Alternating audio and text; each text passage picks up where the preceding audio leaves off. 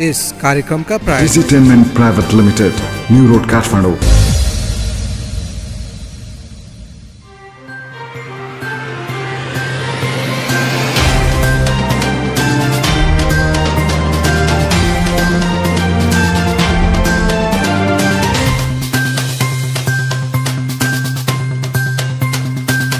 नमस्कार, बीएमएचडी टेलिभिजनको मनोरञ्जन समाचारमा यहाँलाई हार्दिक स्वागत गर्छु। म किरण गिरी।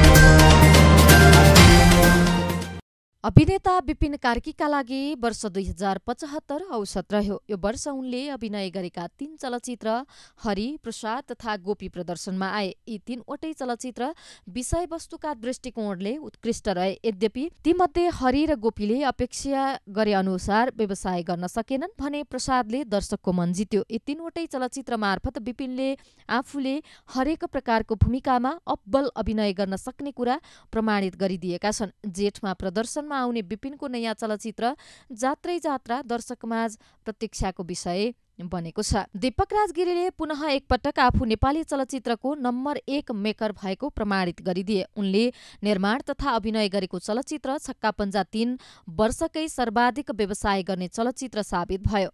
अघिल्ला चलचित्रमा कमेडी मात्रै गरेको आरोप झेलेका दीपक राजले छक्का पञ्जा 3 मा कमेडीसँगै एउटा गम्भीर विषय समेत उठाए अनि केही सन्देश पनि दिए। अभिनेताका रूपमा समेत दीपक राजको कामले प्रशंसा पायो। कुनै बेलाकी कुशल अभिनेत्री दीपाश्री निरौला अहिले अभिनय भन्दा निर्माण एवं निर्देशन मार्फत चर्चामा आइरहेकी छन्।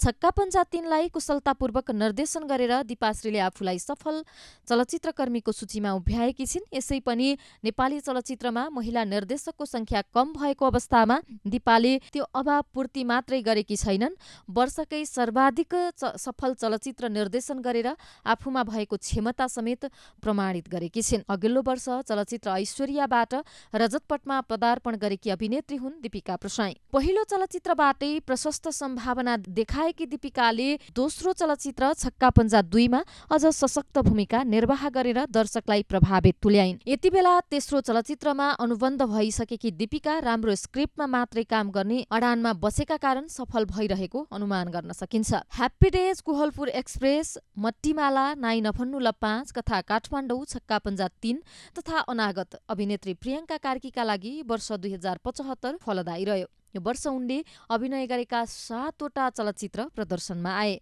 तीमध्ये केही चलचित्र सफल भए भने केही चलचित्र व्यावसायिक रूपमा उत्कृष्ट भए। ह्याप्पी डेज, कोहलपुर एक्सप्रेस, मट्टीमाला, अनागत तथा काठमाडौँ आदि चलचित्र व्यावसायिक रूपमा सफल वा औसत भए पनि नाइ नभन्नु ल 5 तथा छक्का पञ्जा 3 उत्कृष्ट रहे। प्रियङ्का व्यक्तिगत कारणले पनि वर्षभरि नै चर्चामा रहिन्। अभिनेता आयुष्मान देशराज जोशीसँगको उनको एन्गेजमेन्ट चर्चाको विषय बन्यो। वर्षको उत्तरार्धमा प्रियङ्काले आयुष्मानसँगको सहकार्यमा आयङ्का फाउन्डेसन स्थापना गरेर समाजसेवामा समेत सक्रिय हुने घोषणा गरिन्। अभिनेता अनमोल केसी नेपाली चलचित्रका सुपरस्टार हुन् भन्दा फरक पर्दैन। यो वर्ष उनले अभिनय गरेका 2 चलचित्र क्याप्टेन तथा ए मेरो हजुर 3 प्रदर्शनमा आए।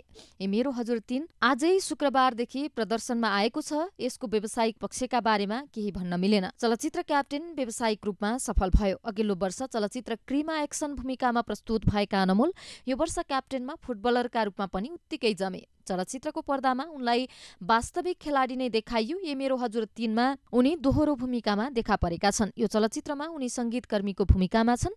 ए मेरो हजुर 3 को भूमिकामा उनलाई दर्शकले कतिको रुचाउने हुन् त्यो भने हेर्न बाँकी नै छ। अर्का चक्लेटी अभिनेता प्रदीप खड्काको फ्यान फलोइङ लोभलाग्दो रहेको छ। उनी जहाँ पुग्छन् त्यहाँ प्रशंसकहरूको भिड लाग्छ। यो वर्ष प्रदीपले अभिनय गरेका 2वटा चलचित्र प्रदर्शित भए। पहिलो थियो रोज। गोपीकृष्ण मुभिजको यो चलचित्र व्यावसायिक रूपमा खासै सफल हुन सकेन। यद्यपि प्रदीपको भूमिकाले भने प्रशंसा पायो। दोस्रो चलचित्र लभ स्टेसन अहिले पनि सिनेमा हलमा प्रदर्शन भइरहेको छ। व्यावसायिक सफलतातर्फ अग्रसर यो चलचित्रमा प्रदीपले लबर बुवाईको भूमिका निर्वाह गरेका छन्। प्रदीप आगामी वर्ष कबड्डीको तेस्रो सिक्वेलमा देखिने प्रबल सम्भावना देखिएको छ। पहिलो चलचित्रबाटै सफलता पाउने थोरै कलाकार मध्येमा अभिनेत्री उपासना सिंह ठकुरीको नाम पनि दर्ज भएको छ। चलचित्र क्याप्टेन मार्फत रजत पटमा आएकी अभिनेत्रीले आफ्नो पहिलो चलचित्रबाट प्रशस्त सम्भावना देखाएकी छिन्। आगामी वर्ष उनी कबड्डीको सिक्वेलमा देखिने सम्भावना देखिएको छ। उमेश थापा र कविता गुरुङ दम्पति हुन् जो नर्वेमा बसोबास गर्छन्। उनीहरूले आफ्नै जीवन कथामा आधारित चलचित्र बोबी मार्फत रजतपटमा पदार्पण गरेका हुन्। पहिलो प्रयासमै उनीहरूले दर्शकको मन जितेका छन्। उक्त चलचित्रको सफलतापछि उनीहरूले त्यसको सिक्वेल निर्माण गर्ने घोषणा समेत गरेका छन्। अभिनेत्री नम्रता श्रेष्ठलाई भर्सटाइल भन्दा फरक पर्दैन। उनी रोमान्टिक चलचित्र मात्र होइन, कलात्मक चलचित्रमा पनि उत्तिकै फिट छिन्। यो वर्ष नम्रताले अभिनय गरेको चलचित्र प्रसाद प्रदर्शनमा आयो, जसमा उनको अभिनय लोभलाग्दो देखियो। व्यावसायिक रूपमा समेत सफल भएको यो चलचित्रमा नम्रताले निसन्तान र गरिबीको पीडालाई प्रभावकारी शैलीमा चित्रण गरेकी छिन्।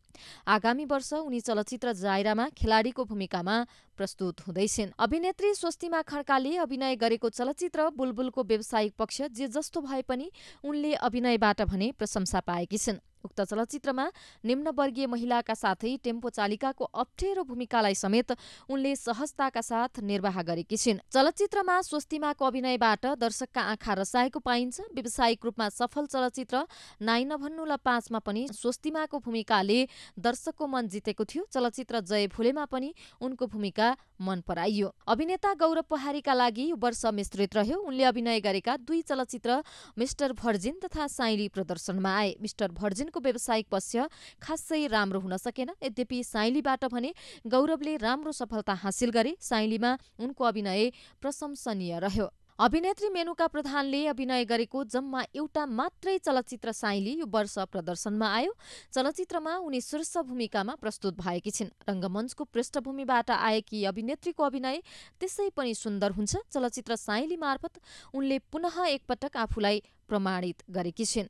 अभिनेता खगेन्द्र लामिछानेका लागि वर्ष 2075 औसत रह्यो। एकातिर चलचित्र जय भोलेले व्यावसायिक सफलता हासिल गर्यो भने अर्कोतिर चलचित्र डमरुको डन्डीबियो चल्न सकेन। त्यसो त चलचित्र जय भोलेमा नै उनी आफ्नो चरित्र भन्दा भिन्न भूमिकामा प्रस्तुत भएका थिए, जसमा उनले न्याय गरे। डमरुको डन्डीबियोबाट खगेन्द्र अति नै आशावादी थिए। डन्डीबियो खेललाई केन्द्रमा राखिएको यो चलचित्रबाट खगेन्द्र प्रभावकारी शैलीमा प्रस्तुत भएका थिए। अघिल्लो वर्ष झण्डै आधा दर्जन चलचित्रमा देखिएका अभिनेता दयाहाङ राई यो वर्ष 3 वटा चलचित्रमा देखा परे। भैरे, नेप्टे तथा साइली मार्फत दर्शकमाझ आएका अभिनेता राईका अघिल्ला 2 चलचित्र व्यावसायिक रूपमा सफल मानिए। भैरे, नेप्टे तथा साइली मार्फत दर्शकमाझ आएका अभिनेता राईका अघिल्ला 2 चलचित्र व्यावसायिक रूपमा सफल मानिएनन्। भैरे र नेप्टेले निराश बनाए पनि उनलाई साइलीको सफलताले राहत दिएको हुनुपर्छ। आगामी वर्ष दयाले अभिनय गरेका 2 चलचित्र निर्भुल तथा आप्पा प्रदर्शनमा आउने तयारीमा छन्। अभिनेत्री साम्राज्ञी राज्यलक्ष्मी शाह प्राय छनौट गरेर मात्र चलचित्रमा अभिनय गर्छिन्। यो वर्ष उनले अभिनय गरेका 2 चलचित्र प्रदर्शन भए कायरा तथा इन्टु मिन्टु लन्डनमा। चलचित्र कायरामा उनी आर्यन सिग्देलको जोडीका रूपमा प्रस्तुत भएकी थिइन् भने इन्टु मिन्टु लन्डनमा उनलाई धीरज मगरको साथ थियो। कायराले सफलताको स्वाद चाख्न सकेन। यद्यपि इन्टु मिन्टु लन्डनमा भने व्यावसायिक रूपमा सफल भयो। आफूले अभिनय गरेको एउटा चलचित्र सफल तथा अर्को चलचित्र असफल भएकाले उनका लागि यो वर्ष औसत मानियो। साम्राज्ञी यतिबेला चलचित्र मारुनीको छायाङ्कनमा व्यस्त छिन्, जुन आगामी वर्ष प्रदर्शनमा आउनेछ। र अघिल्लो वर्ष फाटेको जुत्ता, लाल पूर्जा, झ्यानाकुटी, पञ्चेबाजा तथा संरक्षण जस्ता चलचित्र मार्फत दर्शकमाझ आएका अभिनेता सौगात मल्ल यो वर्ष एउटा मात्रै चलचित्र जय भोलेमा देखिए। अघिल्लो वर्षका अधिकांश चलचित्र व्यावसायिक रूपमा सफल भएपछि सौगातले यो वर्ष धेरै चलचित्रमा हात हालेनन्। उनको शीर्ष भूमिका रहेको चलचित्र जय भोले भने व्यावसायिक रूपमा सफल भयो।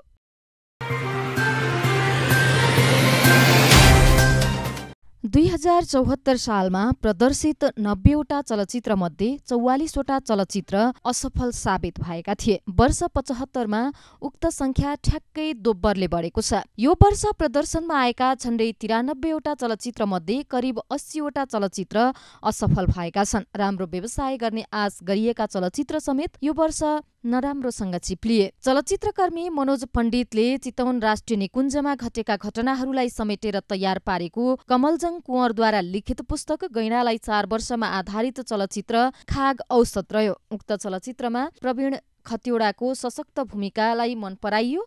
यद्यपि चलचित्रले व्यावसायिक सफलता भने हासिल गर्न सकेन। सब्बिर श्रेष्ठद्वारा निर्देशित चलचित्र बाँध मायाले सफल हुने अनुमान गरिएको थियो। चलचित्रमा सृष्टि श्रेष्ठ तथा आर्यन अधिकारीको रोमान्टिक भूमिकालाई दर्शकले खासै रुचाएनन्। आकाश श्रेष्ठ र आसमा गिरीको चलचित्र ड्रिम गर्ल पनि आशा गरिए अनुसार चलेन। नरेश कुमार केसीले मेहनत गरेर निर्माण गरेको चलचित्र रोमियो एन्ड मुनाको अवस्था पनि उस्तै रह्यो। विनय श्रेष्ठ र सृष्टि श्रेष्ठको जोडीलाई दर्शकले स्वीकार गरेनन्। अत्याधिक प्रचार प्रसार गरिएको चलचित्र द म्यान फ्रम काठमाडौँ समेत व्यावसायिक रूपमा औसत मात्रै रह्यो। यो चलचित्रलाई पेमा डुन्डुपले निर्देशन गरेका हुन् भने यसमा बलिउड, हलिउड तथा पाकिस्तानी चलचित्रकर्मीहरूले समेत अभिनय गरेका थिए। गोपीकृष्ण मुभिजको निर्माण, निरक पौडेलको निर्देशन तथा प्रदीप खड्काको अभिनयको चलचित्र रोज औसत भन्दा माथि उठ्न सकेन। दर्शकले यो चलचित्रको प्रस्तुतिकरण नै मन पराएनन्। रेखा थापाको मालिका पनि व्यावसायिक रूपमा असफल भयो। वसन्त अधिकारीले निर्देशनमा डेब्यू गरेको चलचित्र जानी नजानी स्तरीय हुँदाहुँदै पनि सफल हुन सकेन। सञ्चारकर्मीबाट निर्देशनको क्षेत्रमा आएका भीषण राईले पहिलो चलचित्र पुरानो बुलेट सम्भावना त प्रशस्त देखाए, यद्यपि व्यावसायिक रूपमा भने चलचित्र असफल भयो। सञ्चारकर्मी दिपेन्द्र लामाको निर्देशनमा तयार भएको चलचित्र गोपी मौलिक विषयवस्तुमा आधारित भए पनि व्यावसायिक रूपमा सफल हुन सकेन। विपिन कार्की शीर्ष भूमिकामा रहेको उक्त चलचित्र समीक्षकहरूको रोजाइमा मात्रै पर्न सक्यो। खगेन्द्र लामिछानेले अभिनय गरेको चलचित्र डमरुको डन्डीबियोले उत्कृष्ट व्यवसाय गर्नेछ भन्ने अनुमान धेरैले गरेका थिए। लोप भइसकेको खेल डन्डीबियोमा आधारित उक्त चलचित्रलाई दर्शकले खासै रुचाएनन्। झण्डै 2.5 करोड रुपैयाँको लगानीमा निर्माण गरिएको चलचित्र रणवीर पनि चिप्लियो। चलचित्रले लगानी सुरक्षित गर्न नै सङ्घर्ष गर्नु पर्यो। मुस्कान ढकालको निर्देशनमा तयार भएको सुपिन भट्टराईको कृतिमा आधारित चलचित्र समरलभले पनि आशा गरे अनुरूप सफलता हासिल गर्न सकेन। युवा ज्योतिष हरिहर अधिकारीले अभिनेताका रूपमा पदार्पण गरेको चलचित्र शुभलभ पनि सफल हुन सकेन। अपिल विष्टको चलचित्र कागजपत्रले समाजमा देखा परेको नयाँ समस्यालाई उजागर गरेको थियो। विदेश जान गरिने नक्कली विवाहको विषय समेटिएको यो चलचित्रलाई पनि दर्शकले साथ दिएनन्। हेमराज बिशीको चलचित्र दि ब्रेकअप पनि सम्भावना हुँदाहुँदै पनि चल्न सकेन। ठूलो लगानीको उक्त चलचित्रलाई आशीर्मान देशराज जोशी तथा शिल्पा मास्केले समेत जोगाउन सकेनन्। वैशाखको दोस्रो साता प्रदर्शनमा आएको चलचित्र कोहलपुर एक्सप्रेसको प्रचार प्रसार व्यापक भयो। यद्यपि चलचित्रलाई लगानी सुरक्षित गर्न धौधौ पर्यो। अभिनेत्री केकी अधिकारीद्वारा निर्मित यो चलचित्रले मनोरञ्जन दिए पनि यसले खासै बजार भने पाउन सकेन। दिपेन्द्र के खनालद्वारा निर्देशित चलचित्र चङ्गाचेटले उत्कृष्ट व्यवसाय गर्ने अपेक्षा गरिएको थियो। आयुष्मान देशराज जोशी, प्रियङ्का कार्की, सन्दीप छेत्री, सुरक्षा पन्त, परमिता राणा, रविन्द्र झा आदि कलाकारले अभिनय गरेको यो चलचित्रको व्यावसायिक पक्ष औसत देखियो। विनोद पौडेलद्वारा निर्देशित चलचित्र बुलबुलले पनि फरक विषय उठान गरेको थियो। अभिनेत्री स्वस्तिमा खड्काले बेजोड अभिनय गरेको यो चलचित्र व्यावसायिक रूपमा भने औसत मात्रै रह्यो। चलचित्रले मुकुन्द भुसालका रूपमा एकजना प्रतिभाशाली अभिनेता नेपाली चलचित्र उद्योगलाई दिएको छ। चलचित्रको व्यावसायिक पक्ष जे जस्तो रहे पनि यसले टेम्पो चालिकाको जीवनशैलीलाई प्रस्तुत गरेर सानो विषयमा समेत राम्रो चलचित्र बनाउन सकिन्छ भन्ने प्रमाण पेश गरेको छ। 2075 सालमा प्रदर्शनमा आएको पहिलो चलचित्र हो स्वर्ग मेरो गाउँ। रामकृष्ण बजागाईको यो चलचित्र सिनेमा हलमा 2 दिन पनि टिक्न सकेन। चलचित्रमा नरेन खड्का र भावना गुरुङ शीर्ष भूमिकामा थिए। भनिन्छ यो चलचित्रले पोस्टरको लगानी समेत उठाउन सकेन। वैशाखमै प्रदर्शनमा आएको मिलन चाम्स निर्देशित ह्याप्पी डेजको अवस्था पनि उस्तै रह्यो। निकै मेहनत गरिएको गोपालचन्द्र लामिछानेको चलचित्र लम्फूले पनि अपेक्षाकृत परिणाम दिएन। कान्छा निर्देशक सौगात विष्टको हैरानलाई पनि दर्शकले पत्याएनन्। अर्पण थापाले विदेश पुगेर छायाङ्कन गरेको हरर चलचित्र सुनकेसरीले पनि दर्शकको साथ पाएन। एनबी महर्जनको हिरोज पनि असफल भयो। विपिन कार्कीले पृथक भूमिका निर्वाह गरेको चलचित्र हरि पनि चल्न सकेन। उक्त चलचित्रको प्रस्तुतिकरण आकर्षण भए पनि विपिन कार्कीले स्तरीय अभिनय गरे पनि यसले दर्शकलाई सिनेमा हलसम्म आकर्षित गर्न सकेन। सूर्य बोहराको चलचित्र भैरे पनि चलेन। दयाहाङ राई सहितका स्टार कलाकारले समेत यो चलचित्रलाई सफल बनाउन सकेनन्। दिनेश श्रेष्ठको चिमुसिची पनि व्यावसायिक रूपमा सफल हुने आशा गरिएको थियो। यद्यपि उक्त चलचित्रले दर्शकहरूलाई निराश बनायो। प्रदीप श्रेष्ठद्वारा निर्देशित चलचित्र ब्ल्याकमा झण्डै आधा दर्जन अभिनेताले अभिनय गरेका थिए। यद्यपि चलचित्रले सन्तोषजनक व्यवसाय गर्न सकेन। एलिजा गौतमले निर्माण गरेको चलचित्र अनुराग पनि असफल भयो भने संगीता श्रेष्ठले निर्देशकका रूपमा डेब्यू गरेको चलचित्र कथा काठमाडौँले पनि दर्शकको पर्याप्त माया पाउन सकेन। प्रेम गीत जस्तो सफल चलचित्र निर्माण गरेका सन्तोष सेनले यो वर्ष निर्माण गरेको चलचित्र मेरी मामु व्यावसायिक रूपमा सफल रह्यो। यस कुमारले निर्माण गरेको चलचित्र छिरिङले पनि सफलताको स्वाद चाख्न सकेन। सञ्चारकर्मी सुब्रत राज आचार्यको चलचित्र सुश्री सम्पत्ति पनि व्यावसायिक रूपमा असफल रह्यो। प्रवीण स्याङ्बोको अलग धारको चलचित्र कथा 2072 स्तरीय भए पनि यसले व्यावसायिक रूपमा सफलता हासिल गर्न सकेन। विप्लव उप्रेतीको जयश्री दाम पनि चलेन। रामशरण पाठकको भ्रष्टाचार विरुद्धको चलचित्र 100 कडा 10 पनि व्यावसायिक रूपमा असफल रह्यो। व्यङ्ग्यकार मनोज गजुरेलले पहिलो पटक अभिनय गरेको भए पनि यो चलचित्रप्रति दर्शकले खासै चासो देखाएनन्। विगतमा सती प्रथामा आधारित चलचित्र झोला निर्देशन गरेर चलचित्रमा आएका निर्देशक यादव कुमार भट्टराई यो वर्ष पनि फरक विषयवस्तुको चलचित्र भोर लिएर दर्शकमाझ आए। दुःखको कुरा के भइदियो भने दर्शकले यो चलचित्रलाई रुचाएनन्। चलचित्र भोर सिनेमा हलमा केही दिन समेत टिक्न सकेन। सिनेमा हलमा 1-2 दिनसम्म टिक्न नसकेका चलचित्रको सूची पनि लामै छ। मनाङ्गे नानी, officer, baby I love you, तिमी हुन्छौ जहाँ जहाँ, चोखो माया, यो पागल मन, टिनेज, चौकादाउ, रेनी, निर्जला, दैलो, अनुग्रह, कोइला, शान्ति, गोल, जेसुकै होस्, आरोप, बैना, साथी तिमी नै हौ, ब्वायफ्रेन्ड, फिङ्गरप्रिन्ट, अदालत, एलान जस्ता चलचित्र हलमा 2 दिन पनि टिक्न सकेनन्।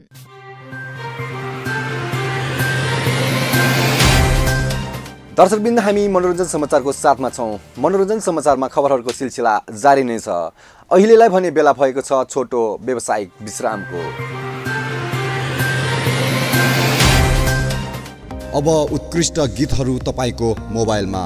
नेपाल टेलिकम प्रयोगकर्ताले 1455 डायल गरी नयाँ उत्कृष्ट गीतहरू सुन्न सक्नुहुनेछ। साथै आफ्नो कलर रिङ ब्याक टोन बनाउन सक्नुहुनेछ। नेपाल टेलिकम, राष्ट्रको सञ्चार।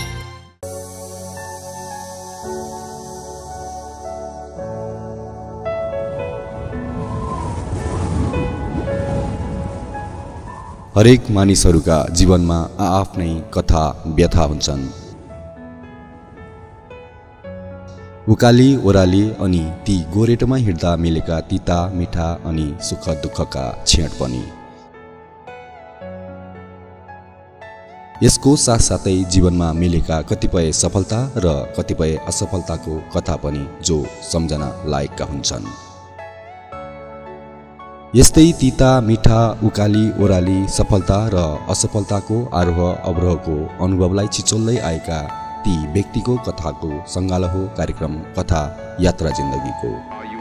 शीघ्र प्रसारण हुँदैछ मात्र बीएम एचडी टेलिभिजनमा।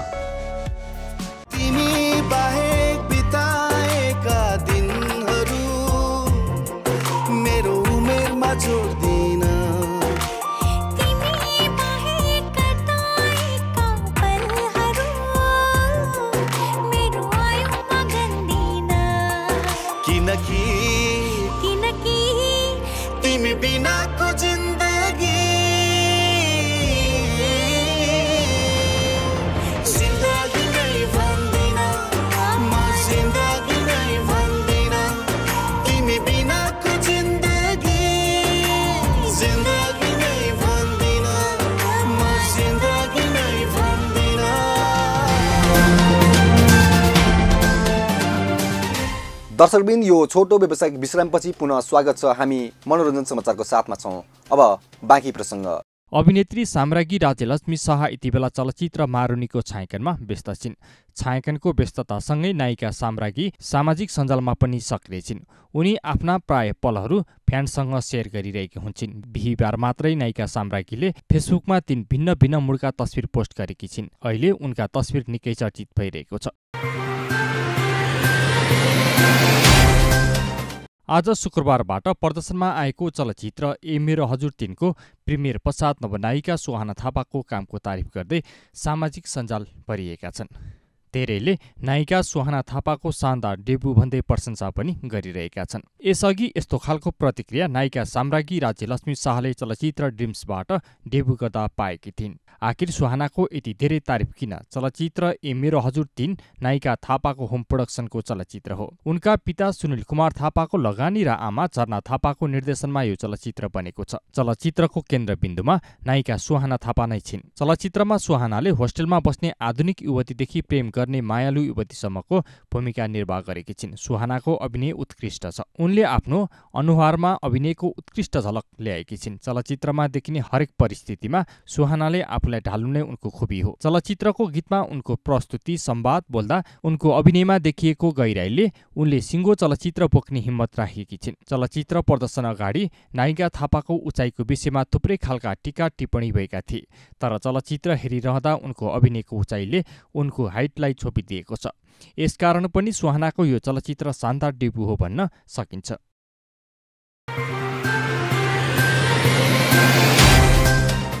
अभिनेत्री साम्राज्ञी राज्यलक्ष्मी शाह यतिबेला चलचित्र मारुनीको छायाङ्कनमा व्यस्त छिन्।